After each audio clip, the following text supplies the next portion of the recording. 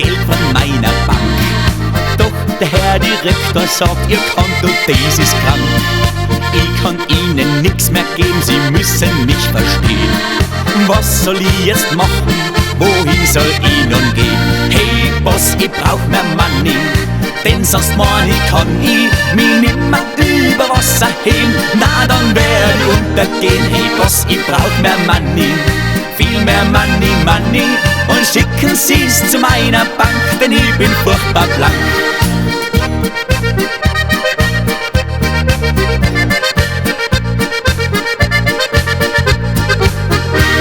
Und wie ich vor der Bank steh, da hab ich die Idee.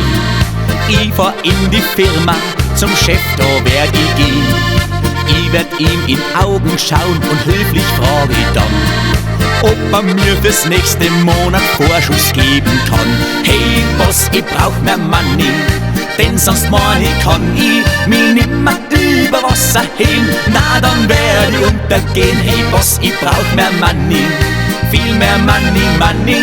Und schicken Sie's zu meiner Bank, denn ich bin furchtbar blank. Und wie ich ihm das gesagt hab, da schaut er mich nur an. Er zuckt mit seinen Schultern und sagt, mein guter Mann, ich brauch halt auch mehr Money, denn sonst morgen kann ich mich nimmer über Wasser heben. Na, dann werd ich untergehen. Ich brauch halt auch mehr Money, viel mehr Money, Money.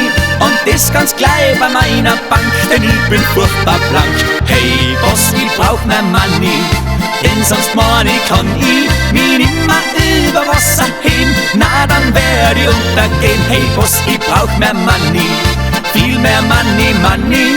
Und schicken Sie's zu meiner Bank, denn ich bin furchtbar blank. Und schicken Sie's zu meiner Bank, denn ich